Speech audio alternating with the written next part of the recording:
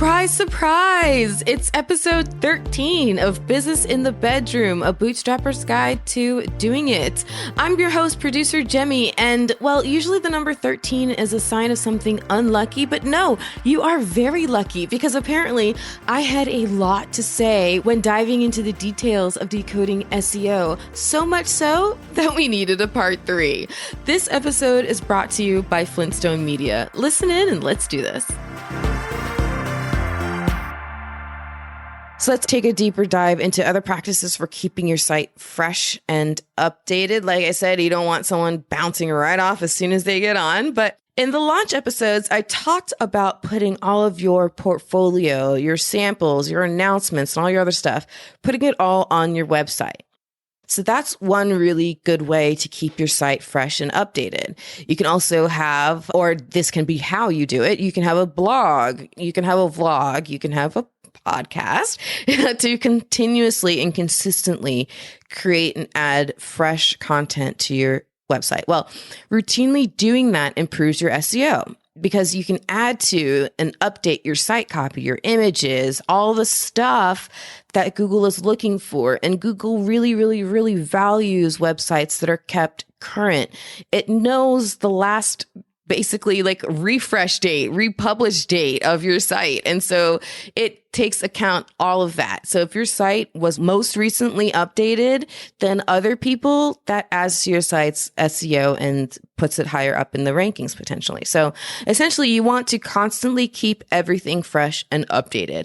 If you have a photography site, for example, update your sample galleries, right? That would be easy. So things like that, any opportunities like that, depending on your type of business, keep your site constantly fresh and updated. That also includes making sure that your contact info is kept current. So if anything needs to be updated, the phone number, social media handle, physical address, whatever, make sure that you've updated that on the contact page, in the header, in the footer, or anywhere else you need it. Don't worry about how Google knows if it's up to date. That's way beyond the scope of this podcast. Just know that Google knows everything, okay? And it likes it when your site info is accurate. That also includes making sure that your site isn't riddled with broken links. Those are terrible, terrible, terrible viruses. Not really, but they're terrible, terrible things. They're little gremlins in your website. Broken links are the worst. If you change the URL of a page or post, be sure to create a redirect from the original URL for that page or that post to the new one. Why? Well, because you want to make sure that any instances of the original link, especially if that is on your website, like, a page that links to another page, for example. But also it could be a link that's out there in the ether, right? In an old social media post or an e-blast, for example. But whatever, you want to make sure that all the links for pages on your website send site visitors to the correct place or place that actually exists, right? I don't know about you, but it's the worst when I click on something and it sends me to a website and I get one of those 404 error messages telling me, oh, this is broken. Then I have to try to figure out where on their website the information is. It's the worst. So think about your website from the visitor's perspective. And you want to make sure that all your links work. So what do I mean by a redirect? Essentially, a redirect is something that tells your website, hey, if you get a request to head to this URL on the website, we're actually going to redirect the visitor automatically to this other URL. So like I said, if you change it, like let's say your about page used to be about-us. And for whatever reason, I don't know why, but you decide to change it to just have it be just about. So it's yourwebsite.com/about. Make sure that you create a redirect from yourwebsite.com/about-us to yourwebsite.com/about. Okay. But honestly, in that example, it's a little bit of an extra note. I wouldn't do that if I were you. If you have a page on your website that has been around for a long time and has a very particular URL to it, for example, if your about page is about-us, try to avoid changing that. There's longevity that attaches to the URLs of your landing pages, and Google likes longevity of things on your site just as much as it likes to keep things fresh.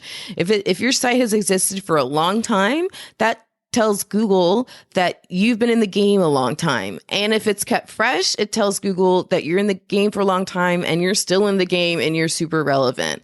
So if you have a page that you are refreshing, unless there's like some major, really good reason, I can't think of off the top of my head an example of, keep the same URL, right? Remember that this is a long tail effort. There is a history that Google looks at for your website. And when revising a landing page on your site, you want to do all you can do to maintain that site history.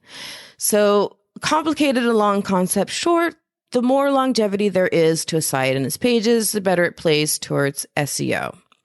Google, in essence, gives higher marks to a website that's been around longer. The idea is kind of like with age comes wisdom, right? So Google associates your site's age with a score towards its relevancy, which we just discussed is very important to maintain. So keep that in mind when redesigning a landing page, or especially when redesigning the entire site. As much as you can control it, try to keep your site domain and all the URLs for the pages and the posts the same throughout any updates that you do. But if for whatever reason a URL does need to change, be sure to create a redirect from the original URL to the new link so that if anyone clicks through a reference somewhere out there to that original URL, they won't land on a broken page or a 404 page. Ugh, they're the worst. With a redirect in place, they will still land where they wanted to go, just under the new URL. And in fact, they might not even know that they have just been redirected. To them, nothing extra even happened, but it's important that you let them get where they need to go. So in addition to not having broken links on your site, let's talk a little bit more about what else not to do. So social media marketing is not SEO, okay? That is very important. Don't replace one for the other or think that social media can replace SEO efforts. It can help promote those things that do drive SEO, such as link backs and blog posts and podcast episodes, show notes, and all that stuff put out in there in social media can really support your SEO efforts. But don't rely on your social media efforts as the sole replacement for SEO. It's totally different. You know, social media, you have to constantly be actively putting stuff out there. In reverse, SEO is kind of like a crock pot where you do all the work in the beginning and then you kind of set it. But don't completely forget it. Okay. It's not totally a crock pot. Also, you want to make sure you only do authentic link backs. Do not pay for link swaps. Okay. These are where someone contacts you and says, hey, I'll link to your website if you link to mine. Scratch your back, I'll scratch yours. Right? Sounds great. No, it does not. Because Google will downrank you if those links aren't authentic. If you are a site selling scuba gear in Key West and someone who has a horse farm out in Nevada as to, I don't even know if there are horse farms in Nevada, I have no idea. But if there are, and they reach out and say, hey, can you put a link on your website to me and vice versa? Don't do that, okay? Once or twice, it might not impact your SEO, but if you make a habit out of it, it's terrible. Google caught onto this a long time ago. It used to be a practice that people did to kind of trick Google. The more link backs, the better was the philosophy, and Google caught onto that a long time ago. So don't do that, right? You also don't want, similarly, to put up blog posts that someone has paid you to put up that aren't relevant. I see this happen all the time where people are asked, hey, if I'll pay you, $50 or $100 or whatever to put up this blog post on your really awesome, highly ranked website all about my online casino gambling business. Or my Bitcoin business or whatever, right? And they'll ask to have that up there. And people will think, I'll just put it up there and I'll be slick. I won't let it be on my homepage. None of my regular site visitors will ever even see it, but I'll still have a link that I'll be able to send back to the person who requested it to show them that it's there. Ha! I made 50 easy bucks. Yes, you did. But he also potentially hurt your website because that content isn't relevant. And if that content stays on your site, Google sees it. And it's like, what the heck does casino gambling and Bitcoin have to do with scuba gear in Key West? Okay, don't do that, right? Another thing you don't want to do is letting your site go stale. I have talked ad nauseum about that. I think that you've gotten it by now. And if you haven't, please rewind and re-listen to episodes 11 and start this one over again. You just don't want to let your site go stale. Also, another thing you don't want to do is to avoid fixing issues like broken links or slow loading times. I know you have a lot on your plate. You're doing a lot of things and you're wearing a lot of hats, especially as a business owner and whatever else you have going on in your life. But you do want to pay attention to these things and not let them linger too long. But as a super important side note, be strategic and when you time your website's updates, as they often can cause downtimes, especially if it's updates to the platform itself or something in the software like a plugin, whatever, or to an SSL certificate. I'll get to that in a second. You want to make sure that you time them out properly because it can cause your site to go down for a little bit, an hour or whatever. So you want to do that when there will be the fewest amount of eyes on your website, middle of the night kind of a thing. Well, there was a slight miscommunication and mishap on the timing of an update to my hosting server's SSL certificates. I won't bore you with the technical explanation, but it had a terrible cascading effect that broke my website. Normally, not a big deal. I don't freak out over that. Even though my website literally is my business, I try not to panic because I know that it's temporary. Typically, things like that, they're rare when a site goes down and it's temporary. I have great people working on my team, put our heads together, and it comes right back up. So in this case, it was the same. It was temporary. It only lasted a few hours while the development team found the glitch with the SSL and resolved it and fixed it. But because of the miscommunication of the timing of when I wanted all of this to happen, it happened at the worst time possible. Almost exactly when episode 11, all about SEO and site security, dropped. Yay, it dropped. And my site was broken because of an SSL certificate. Honestly. So just as you're hearing me go on and on about the virtues of website security for building your brand, you would then go to my website and see it broken. Trust me when I tell you, this is not the last time you'll hear a story like this from me. I am a very flawed human with hilarious hiccups all the time. Please tell me you're just like me. Please, please. It's not just me. Good Lord. But it's all good now. FlintstoneMedia.com and FloridaPodcastNetwork.com are all nice and beautiful and secure once again.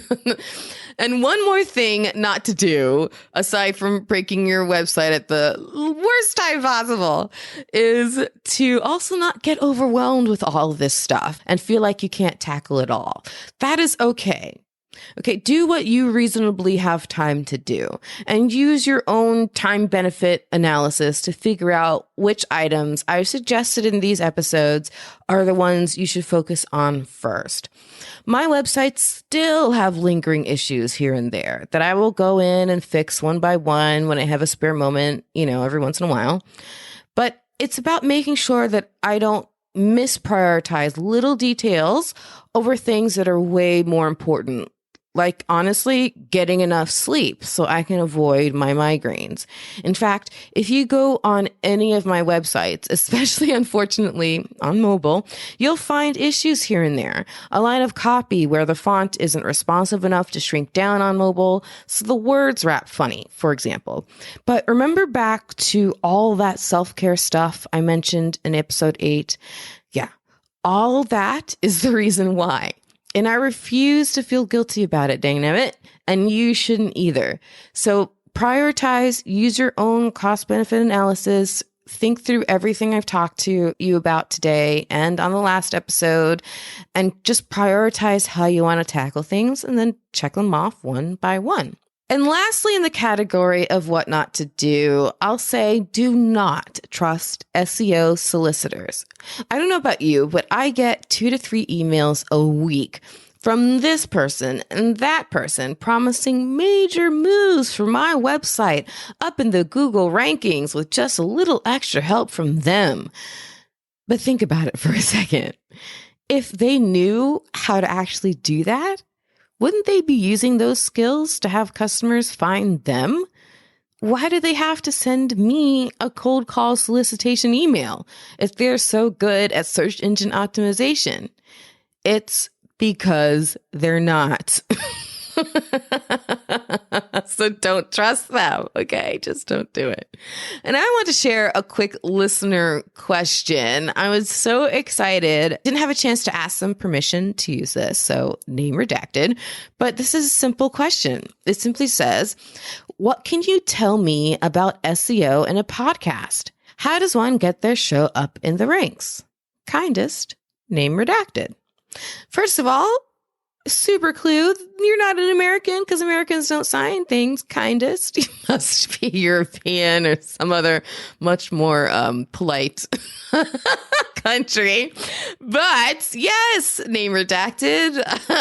All of the metadata, in other words, the details on your episodes counts. All of that counts. The title, the description, the keywords.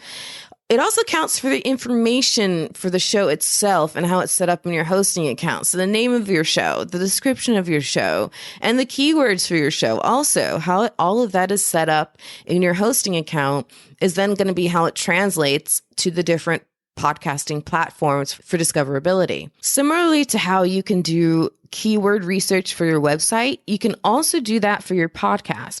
So find those topics that are important to listeners you are targeting. Do episodes based on those content topic points, and be sure to use keywords in the title, the description, etc. when you publish it. There is a lot more that can be said about how to increase downloads on your podcast, but specifically for SEO related discoverability, those are some of the tips I would start with. And of course, build a website for your show, or at least have a landing page for it on your pre-existing website. And then be sure to post each episode as a separate blog post to keep constantly and consistently refreshing your site with relevant and current content on those topics. And everything else you've heard me say about SEO on websites then applies. So I hope that all helps.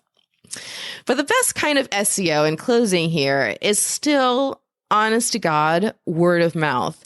Yes, I know that's not SEO at all, but people trust their friends and their close professional associates above any Google search ever. As an example, one of my clients reached out to me because his daughter wanted to start a podcast for very specific career and educational related reasons.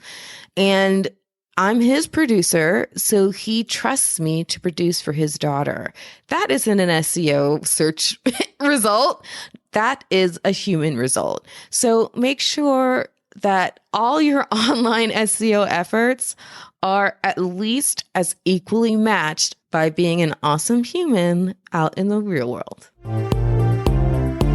Thanks for tuning in. I know this was a lot. There was a lot to get into when I started to dive into the details, and I still feel like I've only barely scratched the SEO surface because I have. So honest to God, go to Patreon, patreon.com/dreamersbecomedoers, and look up that post where I give a lot more resources on how to do this yourself, how to set up your Google Analytics, how to track things, how to do it, how to get the keywords research done, all that kind of stuff. It'll be right there on Patreon. So I'm assuming you're listening to this because you're running a business in your bedroom or you're thinking about it. So I also want to hear from you. So as you're doing more research, setting up, SEO things on your website. As questions come up, please send me a message. I would love, love, love, love, love to hear from you. Whether you want to argue with me, maybe say something that I got wrong, I'm open to that. Like I said, very flawed human over here on this side of the microphone. So if there's something that I've said that you want to argue with me about, or you have questions about, or whatever, you can actually just hit a button right on bizinthebedroom.com, record a message, and then I can get to hear from you, and I'll actually play it right here on the show. Or you can do what Name Redacted did and send me an email. You can do that too right there on bizinthebedroom.com. And also at bizinthebedroom.com, you can get all the links you need to follow me, if you haven't done so yet already, on Facebook, on Instagram, and on Twitter. I share all kinds of stuff all the time about what I'm doing, how I'm running my business. I answer questions, but also join the free Dreamers Become Doers group on Facebook. That's where the conversation really takes off and where we all get to chatty together. So join us on Facebook at Dreamers Become Doers. And you can find all the links for everything I shared, including more details and show notes about today's show at bizinthebedroom.com. So again, that's bizinthebedroom.com. And remember to hit it hard. Keep the lights on.